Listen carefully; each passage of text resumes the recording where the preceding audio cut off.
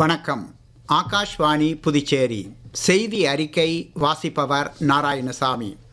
நிச்சயமற்ற தன்மை அதிகரித்து வரும் தற்போதைய உலக சூழலில் இந்தியா பிரான்ஸ் உறவு உலகளாவிய ஸ்திரத்தன்மைக்கு ஒரு உந்து சக்தியாக இருப்பதாக பிரதமர் திரு நரேந்திர மோடி பெருமிதம் தெரிவித்துள்ளார். மும்பையில் அதிபர் இமானுவேல் மேக்ரானுடன் இன்று நடைபெற்ற இருதரப்பு சந்திப்பை தொடர்ந்து கூட்டாக செய்தியாளர்களை சந்தித்த அவர், பாரம்பரிய ராஜதந்திரத்தை தாண்டி மக்களின் கூட்டாண்மையாக இரு நாடுகளின் உறவு பரிணமித்துள்ளது என்று தெரிவித்தார். குறிப்பாக இந்தியா பிரான்ஸ் புதுமையாண்டு 2026 தொடங்கப்பட்டதையும் அவர் சுட்டிக்காட்டினார். இந்த கூட்டாண்மை அமைதிக்கான நம்பிக்கை மிகுந்த நங்கூரம் என்று பிரதமர் திரு நரேந்திர மோடி குறிப்பிட்டார். பிரான்ஸ் அதிபர் திரு இமானுவேல் மேக்ரான் பேசும்போது, இந்தியா பிரான்ஸ் உறவு உலகில் தனித்துவமான பரஸ்பர நம்பிக்கையை எட்டியுள்ளதாக தெரிவித்தார். ஆழ்கடல் முதல் உயர்ந்த மலைகள் வரை இரு நாடுகளுக்கும் இடையிலான கூட்டாண்மைக்கு எல்லைகள் இல்லை என்று அவர் தெரிவித்தார். தொழில்நுட்பம் மனித குலத்திற்கு சேவை செய்யவே இருக்கிறது என்றும் மனித குலத்திற்கு எதிரானது அல்ல எனவும் பிரதமர் திரு நரேந்திர மோடி தெரிவித்துள்ளார். ஒரு செய்தி நிறுவனத்திற்கு இன்று அவர் அளித்த பேட்டியில், தொழில்நுட்பத்தின் இறுதி இலக்கு அனைவருக்கும் நலன், அனைவருக்கும் மகிழ்ச்சி என்பதாகவே உள்ளது என்றார். செயற்கை நுண்ணறிவு என்பது ஒரு நாகரிக திருப்புமுனை என்றும் இது மனித திறனை எல்லையற்ற வகையில் விரிவுபடுத்த உதவும் என்றும் கூறினார். அதே நேரத்தில் அதை ஒழுங்குமுறைப்படுத்தாவிட்டால் அது பயன்பாட்டில் இருக்கும் சமூகத்தின் அடித்தளத்தையே மாற்றிவிடும் என்றும் பிரதமர் திரு நரேந்திர மோடி சுட்டிக்காட்டினார். இதன் காரணமாகவே இந்தியா புதுமையான வகையில் மட்டுமின்றி அர்த்தமுள்ள மற்றும் அனைவருக்குமான நன்மைகளை உறுதி செய்யும் வகையில் இந்திய செயற்கை நுண்ணறிவு தாக்கம் குறித்த உச்சிமாநாட்டை வடிவமைத்துள்ளது என்று தெரிவித்தார். பிரான்சுடனான நீண்டகால கூட்டாண்மை என்பது பல்வேறு துறைகளில் ஒருங்கிணைந்து செயல்பட வரம்பற்ற வாய்ப்புகளை உருவாக்கியுள்ளதாக பாதுகாப்புத்துறை அமைச்சர் திரு ராஜ்நாத் சிங் கூறியுள்ளார்.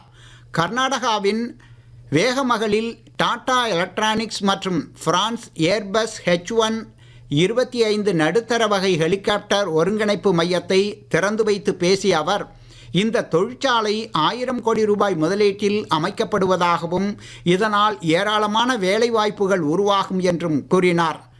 H125 ஒற்றை என்ஜின் ஹெலிகாப்டர் உலக அளவில் நம்பகமானது என்றும் இதனால் இந்தியாவின் ஏற்றுமதி திறன் அதிகரிக்கும் என்றும் தெரிவித்தார். தேசிய மனித உரிமைகள் ஆணையத்தின் குறுகிய கால ஆன்லைன் பயிற்சி திட்டம் இன்று நிறைவடைந்தது. இந்த ஆணையத்தின் பொதுச் செயலாளர் திரு பரத்லால் நிறைவு நிகழ்ச்சியில் கலந்து கொண்டு பயிற்சி முடித்தவர்களுக்கு பாராட்டு தெரிவித்தார். மனித உரிமைகளை பாதுகாப்பதும் மேம்படுத்துவதும் அரசுக்கு மட்டுமே பொறுப்பு என நினைக்கக்கூடாது என்றும் பயிற்சி பெற்றவர்கள் தங்கள் கற்றுக்கொண்டவற்றை உணர்ந்து தங்கள் உரிமைகள் மற்றும் கடமைகளை அறிந்து முன்மாதிரி குடிமக்களாக உருவாக வேண்டும் என்றும் வலியுறுத்தினார். இந்த மனித உரிமைகள் குறித்த ஆன்லைன் பயிற்சியில் பல்வேறு பல்கலைக்கழகங்களைச் சேர்ந்த 71 மாணவர்கள் கலந்து கொண்டனர். காரைக்காலில் உள்ள புதுச்சேரி தேசிய தொழில்நுட்ப கழகத்தின் 12வது பட்டமளிப்பு விழா வரும் 19ஆம் தேதி நடைபெறுகிறது.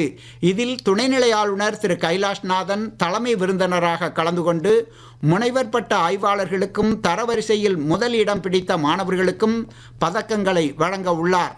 முதலமைச்சர் திரு ரங்கசாமி இவ்விழாவில் சிறப்பு விருந்தினராக பங்கேற்கிறார்.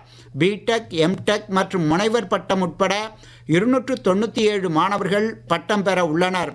இது தொடர்பாக செய்தியாளர்களிடம் பேசிய NIT இயக்குனர் பேராசிரியர் மகரந்த் மாதவ் காங்கரேக்கர், கல்வி மற்றும் ஆராய்ச்சியில் சிறந்து விளங்கும் இந்த நிறுவனம் தேசிய தரவரிசை பட்டியலில் முதல் 100 இடங்களுக்குள் நீடிப்பதாக கூறினார்.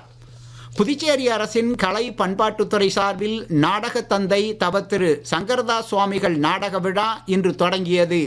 முருங்கப்பாக்கம் திரௌபதி அம்மன் கோவில் திடலில் நடைபெறும் விழாவில் சட்டமன்ற உறுப்பினர் திரு பாஸ்கர் என்கிற தட்சணாமூர்த்தி நாடக விழாவை தொடக்கி வைத்தார். வரும் 24ஆம் தேதி வரை நடைபெறும் இவ்விழாவில் 40 நாடக குழுக்கள் சார்பில் நாடகங்கள் அரங்கேற்றப்பட உள்ளன.